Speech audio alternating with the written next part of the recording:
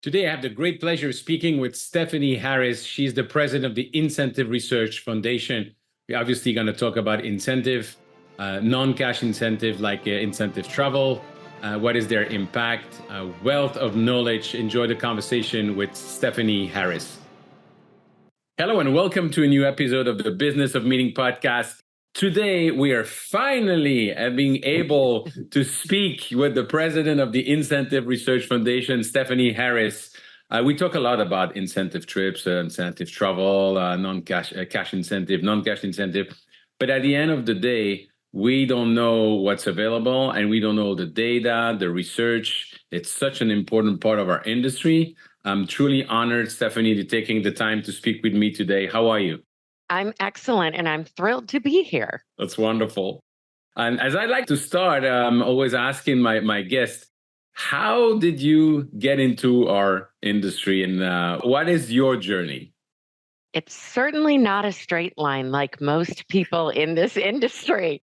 Right? Stumbled my way into it, as it were. I started my career working as a strategist in advertising and sales promotion agencies. So my key client categories were shoes and shopping, which was fantastic. I can tell you anything about cowboy boots and women's shoes and shopping mall appeal, all kinds of things. And after about, I don't know, 13 years of that, it started to feel like it might be better to be a client than be on the agency side. I live in St. Louis, and one of the opportunities at the time was at Merritt's. They were building out their own internal marketing agency. So I was fortunate enough to get a job there, knowing very little about incentives and motivation at the time. And over my decade there, really grew to love truly all aspects of the incentives world. Everything from the building of a program, the rules structure, all the way through to the travel rewards, the gift card rewards. So my passion for that, super strong. From there, American Express formed a strategic alliance. I was asked to move over there to lead that alliance from a marketing and events perspective, and was there for a long time. Got into global, loved getting an understanding of other cultures, understanding where motivation and incentives are in their life cycle in different countries. It's really different. How people view it is very different. And then decided to make a change and had an opportunity to take over at the Incentive Research Foundation and lead all of the exciting work that's happening here. I've been here about 4 years now. Came in just before the pandemic. That was super fun. Yes. And welcome. Guide us through a pandemic, please. So I've been here for 4 years and loving it. That's awesome. And then you're doing also a lot of survey and research, and people don't really comprehend what is the impact on the economy of travel incentive. And let me give you my definition of incentive travel so that you agree. And so we can go back to the question is, there's 3 criteria for me. First, people don't know the price. The participants don't know the price of what they're experiencing. Second, they need to experience contrast, surprise. And third, and most important, they have to experience a moment, a program that if they go back with their family and their friends, they cannot do it. You agree with that definition? Correct.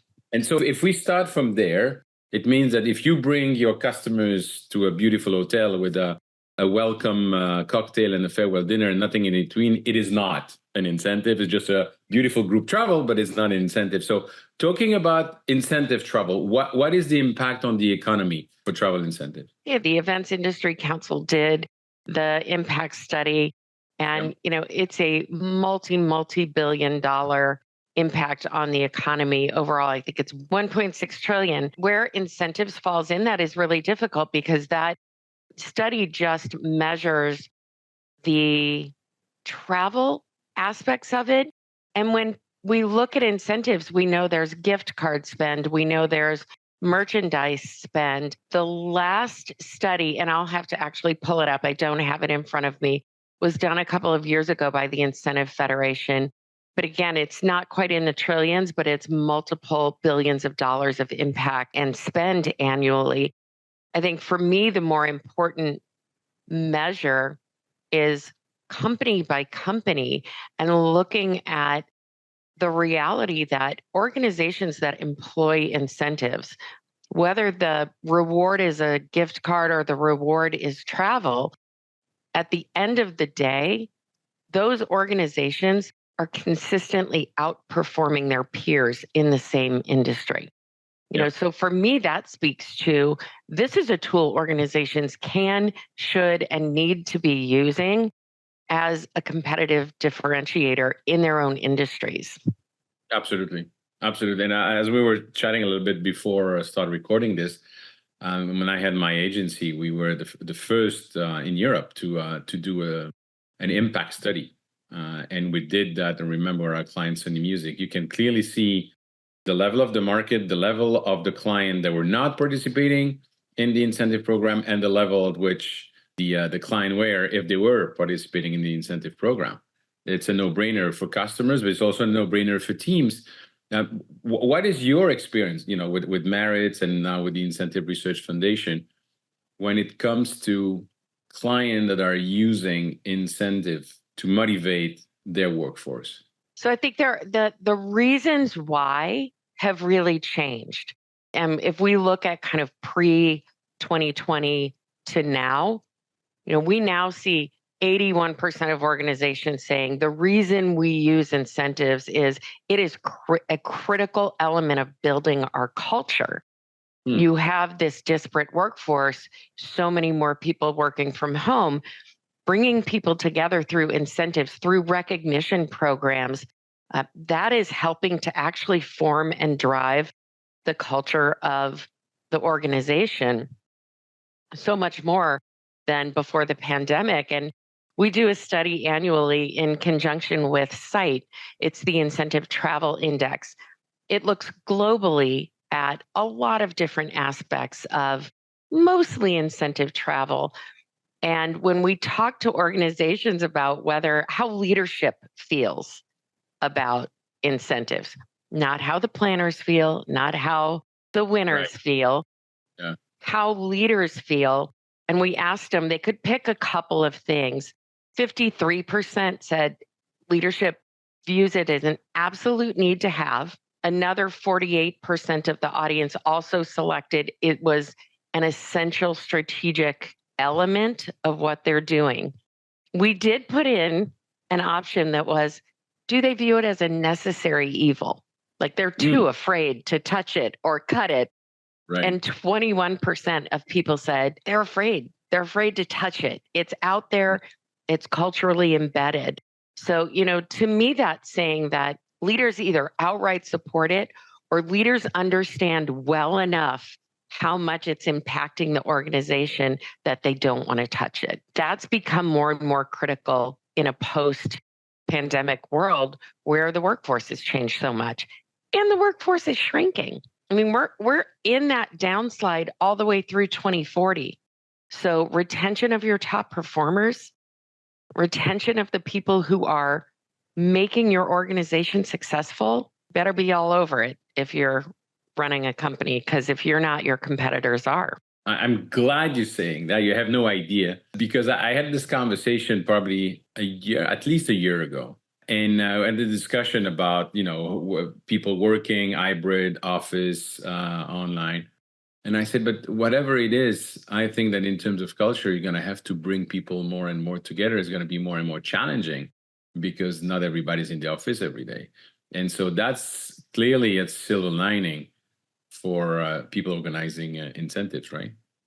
It absolutely is. And we see activity and spend continued to increase as we year over year in the Incentive Travel Index. There's more spend, there's more activity.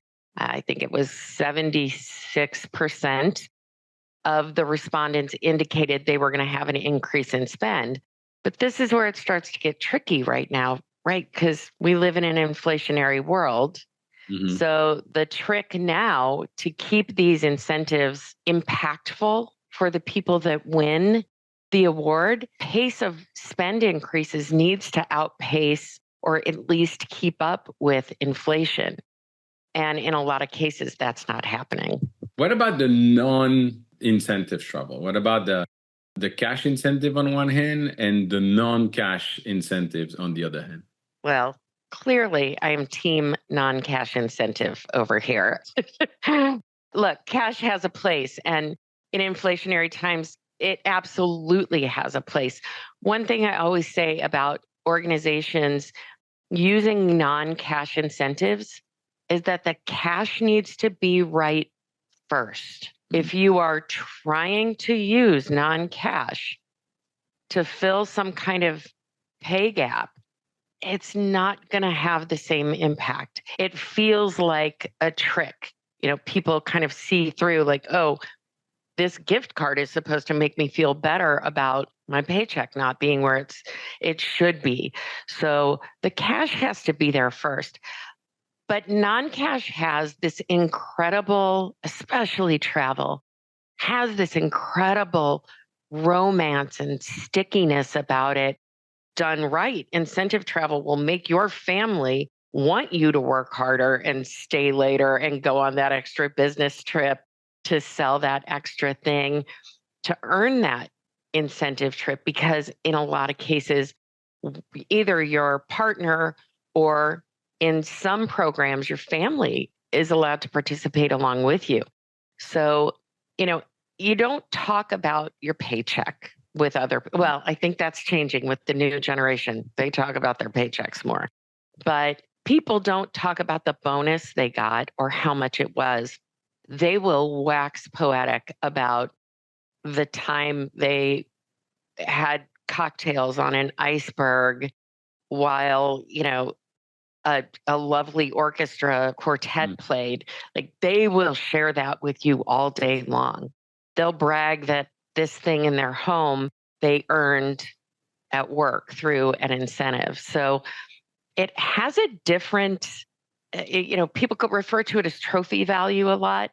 I think there's something to be said for that. That you'll talk about that experience and you'll romanticize and you'll want to bring people along on that journey with you. It's not the same with cash. Cash is the baseline. Yeah, so I'm listening to you. Said, okay, cash. Obviously, you have to have enough to cover your needs to live. If not, you can come up with the greatest trip is not going to work. It's not going to do it for Mm-mm. me. Providing that this is already reached, then the rest becoming what kind of from what I understand you saying this, there's a part of ego, the trophy thing, but there's also the part of experience and experiencing unique experiences. And that, as much as you're talking about the new generation, I Mm-hmm. think it's valid for anyone. Just the amazement, the pleasure, the surprise to experience incredible moment in exclusive places. That is something universal, right? It absolutely is. And we see more and more demand from people to go to new places. So when you have a travel incentive and you take them to the same place year after year, it's a lovely reward and people appreciate it, but it doesn't have that same wow factor built into it because they start to know the destination and expect it. And even if you bring in a great band or a performer, it's not the same as those perfect moments that are wonderful new experiences. So now we've got 71% of organizations looking to go somewhere new with their incentives for Mhm. that very reason. They want that surprise, that delight, that exclusivity that makes people want to earn it over and over and over again. And I mean, I can tell you from incentives I've been fortunate enough to be part of, from stories I've heard in the industry, it's kind of like the sky is the limit. And Yeah. some of these organizations that put their people on, you know, incredible private travel, float plane them into these remote places, and they've got from the minute people leave their door until the minute they come back home, they are treated to a lifestyle that is not part of their everyday world. And that leaves an impression and builds loyalty and makes you want to work hard so that you earn that again the next year. You can't beat it. Absolutely. And when you're talking about, creating those unique moments, I think it's also for me, and that's, by the way, what I help people that have their own business in our industry to grow and run their business. I said, you have to help your customer aligning the face-to-face meeting with their strategy. And obviously incentive travel is as part of it, but there's also a process to ask the right question. If I come to you and I say, Stephanie, you're the CEO or the sales director of company XYZ, and I ask you, how many people are coming? Do you want double room, single room? Do you want a welcome cocktail or a farewell dinner? You're going to see me as exactly what I don't want to be perceived as, just taking order and doing logistics. Or if I come to you and say, if I understand well your company and your sector, those are the challenges. And if my research is correct, next year, those are the three main objectives. So what do you expect from this incentive trip? You're going to look at me as a true partner, and you're going to perceive me as a true strategic partner. So what do you see in your experience that people should be doing, that those who are organizing those incentives should be doing to position themselves really as a strategic partner instead of logistics? I think you're right, hitting that right on the head. Understanding the culture of the organization and understanding the individuals attending. And I'm not talking about just the demographics of it, because we can make huge mistakes when we base decisions on demographics alone. You need to really understand the psychographics. What is driving those individuals? Are they, high action, high adventure kind of people? Does this reward need to be about them being treated like kings and queens? Like, what is the mindset of the individuals who are earning this? Because I think too often, just did a study in November and December of this year where I went in depth with about 50 different companies, asking them who is most important in the decision for where your incentive goes. And a shocking number of those companies said, we go where the CEO wants to go. I know, it's pathetic. Are we going to play golf because they love golf and the rest doesn't like golf? It's ridiculous. It's madness, right? Like, you're not trying to reward the CEO. He's good. He's got the gig, right? If these are the people that you want coming back time and time again, outperforming their peers, you need to understand them. And I don't think we ask enough questions, and I don't think we push hard enough on those CEOs who frankly can buy the trip themselves that they want. If their wife wants to go to Venice, take her to Venice, for the love of God. If my husband wants to go somewhere, we're going to the Arctic Circle later this week. That is not an incentive trip. That's just something we wanted to do. I don't think everybody wants to do that. So, we're not going to make that everybody else's issue. It's so maddening to me that we're still doing that years and years and years later. Absolutely. Know the people you're taking and give them something authentic. This has been like the word of the year last year was authenticity. I heard it thousands of times. People want an authentic version of where they're going, but that is also in the eye of the beholder. So I might look at you and say, Eric, my people want an authentic version of Canada somewhere. And you might think, okay, I'm going to take them to a First Nations home and have them hear stories from the First Nations people. And, I might be thinking Canadian Mounties greeting them at the airport. We have to have the version of authenticity that's right for our people. Some people want what I would call the Disney version of authentic, the expectation, you go to Hawaii, you get hula dancers, right? But some people might want to deeper level of authenticity. Knowing that is becoming more and more critical too. That's true. Now, I'm taking your example in extreme. I had a fabulous incentive trip in Tanzania, in Olduvai. When you look at, you overlook the Serengeti, and we stay there 3 days with the Maasai. So it's not the touristy place. It's really where the Maasai are. But in the meantime, it's a ensuite tent, your luxury, but you get a chance to spend hours to go with them, to ask about their culture. That's something that would speak to anyone. Now, if you put me in a room and lecture me for 10 hours a day for 3 days, that's not going to work. That's not going to work. And that's a balance organizations are still trying to strike with these incentive travel rewards, in large part because there are still some tax implications depending on where you are Yeah. with balancing meeting time with the incentive.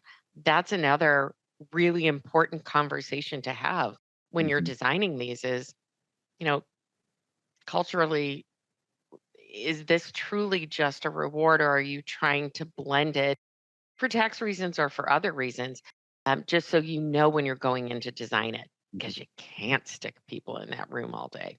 Right. Oh my gosh, no. I would be very blunt when I talk with people when they tell me they're doing incentives. That yeah, even such a thing as just a reward doesn't exist for me. Yes, there is a reward part, but then what? As you rightly say, what is the profile of the people, but also what is the goal of the company? What is the company trying to achieve? And how are you going to align this face to face, this incentive trip with the organization's strategy? And if you do that, then you're not going to be complaining about having a seat at the table. You will automatically be seen as a partner. That's the challenge is in the questioning and how you prepare that. Well, and in this organization, we've really struggled to have a seat at the table, I think, consistently. I feel like our biggest moment was probably in 2020 and 2021, kind of on the tail end and coming out of the pandemic.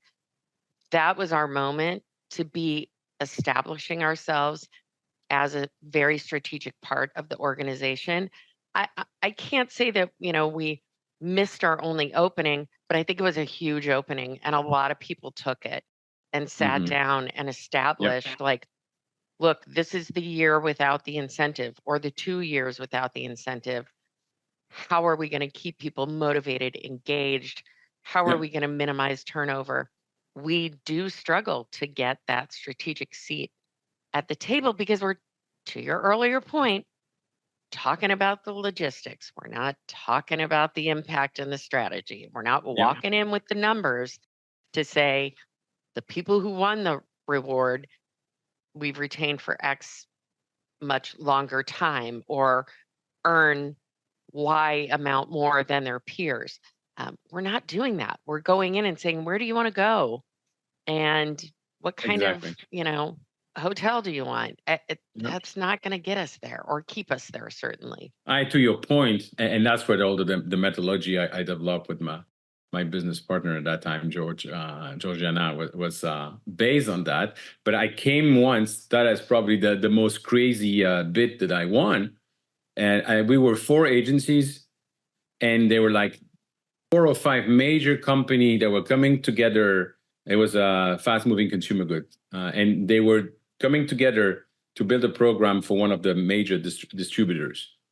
And we had received a briefing for a trip in Africa. They didn't even mention which country. Anyway, and I came there with 3 slides. And the first slides was repeating their briefing. And one of the guy I knew, like, Eric, we didn't call you just to repeat our briefing. I said, I know. And then I look at them and said, but I cannot put a program together if you don't answer those questions. And I had 2 slides of questions about their business. And then that's it. I'm going to run an amazing incentive trip for you, but I think you're wasting your money if you don't answer those questions first. Give me the answer to those questions. Give me a week and I'll come back. And guess what? I won the bid. Well, because you showed yourself to be a thoughtful, strategic partner and outthinking, frankly, the rest of the people who probably walked in with some very lovely programs, Totally. but didn't show how it connects back. And we need to continue to look at that as an industry. How do we get better at that? And how do we attract and educate people earlier in their career about incentives? So when they are out in the business world, they're thinking about this as a tool. Yep. It's not something that's really well taught in universities. It's a chapter in one of your business classes. Yeah. It's not an in-depth piece. And I think that's something that we as an industry, we as the Incentive Research Foundation, we're exploring how we can make an impact and how we Mm. can um, embed this in more curriculum, embed this in the minds of more MBA programs so that people do walk out the door with an intention to embrace this incredible tool that's at their Yeah. disposal. I agree with you. And I would say it's even larger than just the incentive. It's the meetings industry, the meetings and event industry. Now, one thing that is extremely important for the participant, for the organizers, for people who own their business in our industry, definitely wellness, but more than ever, and now finally spoken about, is the mental health.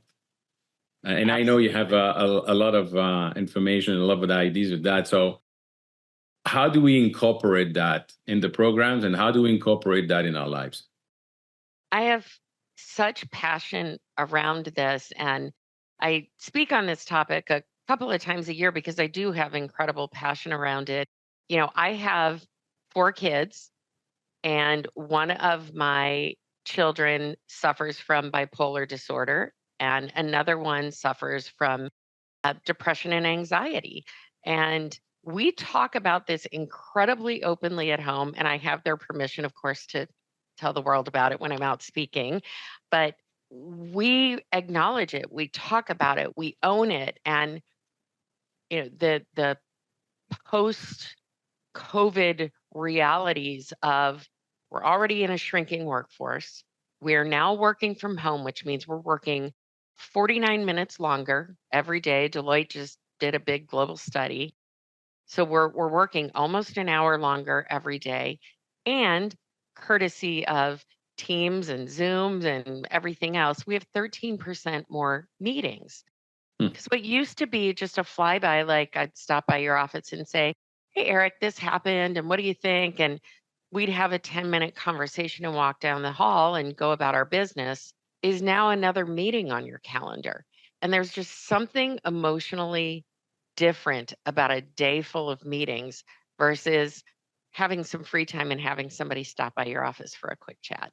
True. There's a perception difference. We've got pervasive loneliness. A third of the people globally say they feel lonely. A Yeah. third Oh yeah. of All people. the people I'm coaching, that's exactly the main part, is the to be alone and not being able to know how to get the information. But yeah, absolutely. So if loneliness is the, part of the disease, face to face is part of the vaccine around that. So face to face releases a lot of different, kind of your neurotransmitters fire differently when you're in the room with people, when you're creating and having shared experiences. It's so good for our collective mental health to be out in the world engaging with people and finding points of commonality. I think as event owners, as incentive owners, it makes our jobs, or should make our jobs, easier now than ever to convince people that we need to be getting our teams together. We need to be getting our channel partners together. Yeah. It not just for the value of business, but for the value of mental health. And when we look at designing our programs, again, just like you ask those questions around an incentive to get to know the culture of the organization and the people, we have to be doing the same thing when we're designing the day to day of our meetings and our incentives. Give people breaks. Oh my, Mhm. please put some free time in to the programs. Please. People need time to process because they are alone more. So when there's a whole lot of stimuli, you need a moment to take that in. Have to think about what we're feeding people on these programs. My word, we cannot just keep donut and cookieing people all day long. we just we have to stop. It's so bad for us. So I mean, there are so many different things that we can do. Offering opportunities for people to exercise, offering breaks in the day so that people can do that, giving structured networking opportunities, ways for people to make connections, especially if they're someone who tends to be a little more shy. So I'm actually talking about this. I'm so excited at the Events Industry Council, CMP Advance in a couple of weeks, doing a workshop around it. And we Hmm. use the Wheel of Wellness that was created by the University of New Hampshire in conjunction with a mental health organization. We just look at every aspect: physical, emotional, it, food, all of it, and talk Hmm. about and jot ideas about how we can improve our Yeah. programs. But whoo, I got a lot of passion around this one. Wonderful. Stephanie, you mentioned anxiety and the stress also. What is your advice for business owners in our industry, whether they organize incentive travels or they organize other meetings? What are your advice for business owners to keep their mental health, to keep their wellness? Where I remember when organizing project, if I see food, I would just eat the food because I wouldn't know what would be the next time I'll be eating because of all the stress and everything. But not only talking about food, obviously, but how do you advise them to manage their life in order to be able to focus on what matters, but also to manage their anxiety, the stress, and to focus on their business? It's interesting because I'm not an executive coach. So, I just can think about kind of what I personally do.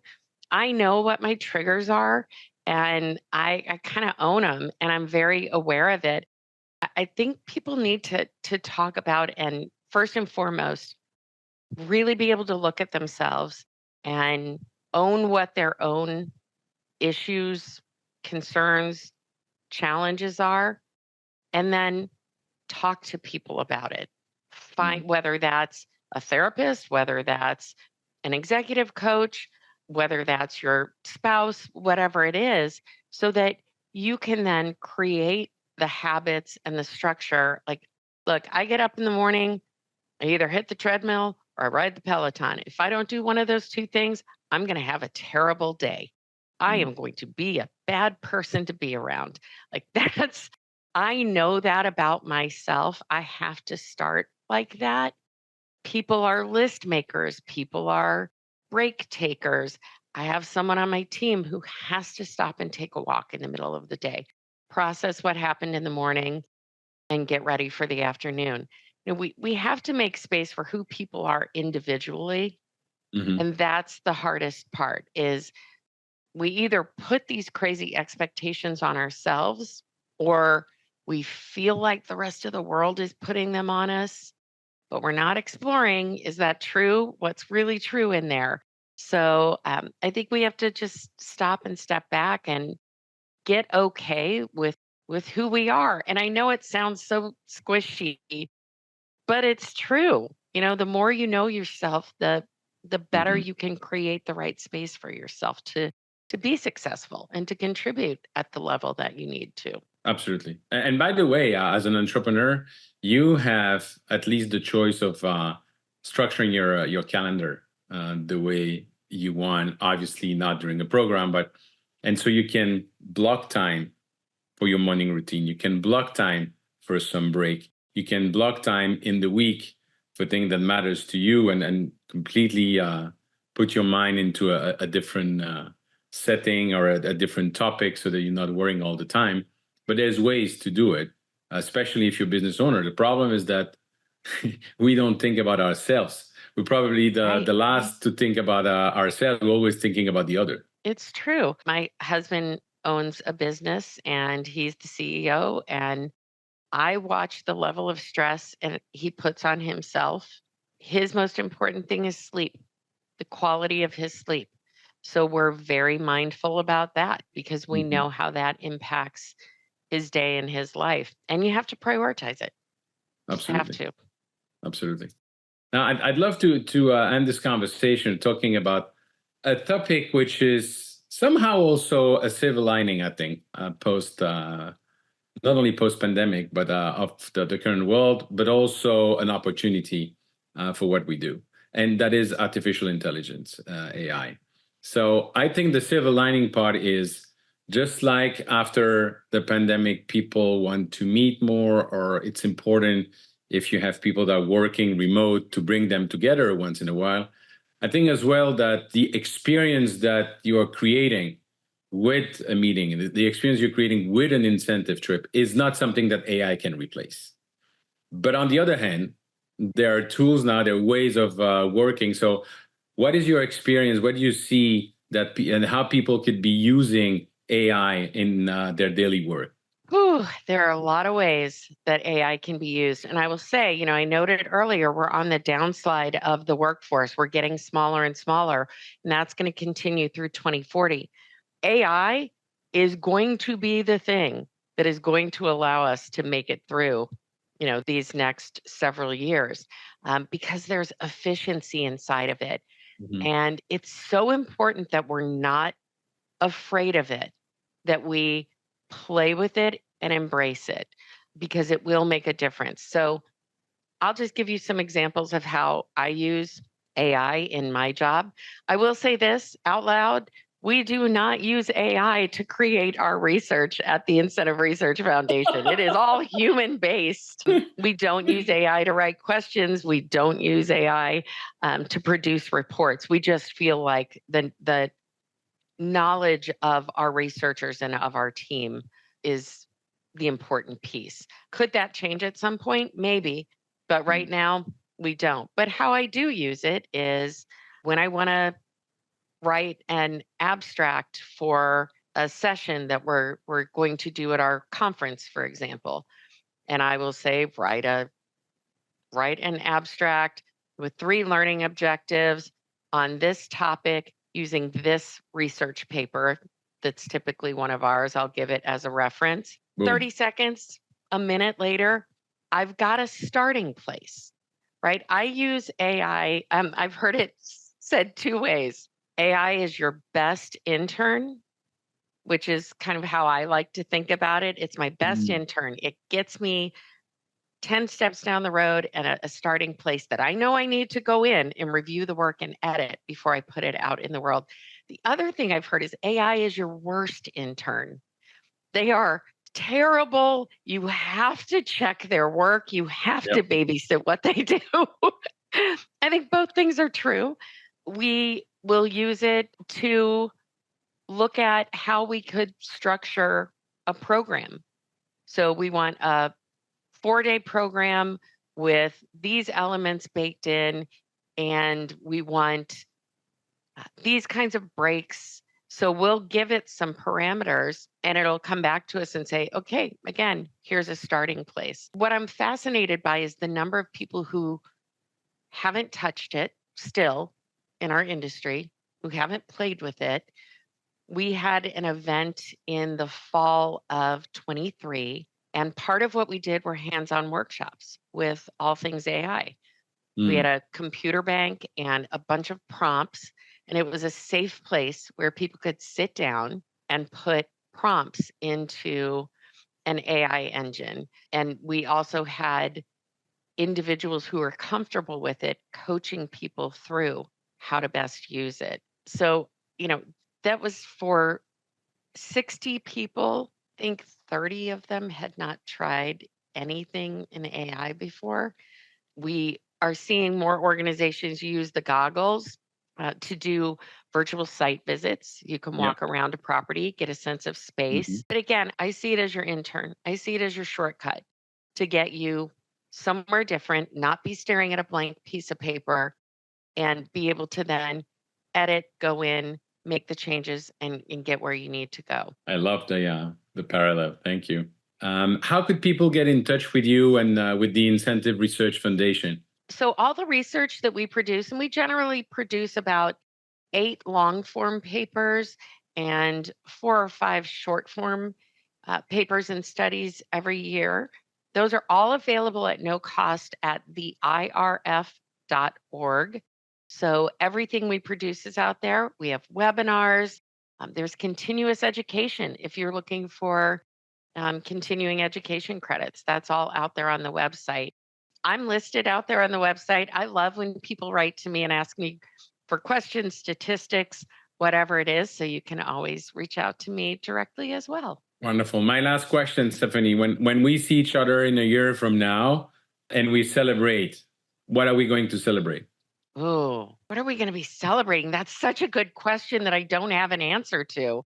I think a year from now, we're going to be celebrating the fact that both of us stayed true to our own mental health goals, protected time on our calendar, and that we didn't eat all the cookies. I think that's what we're going to celebrate. Oh, we can have a cookie to celebrate that.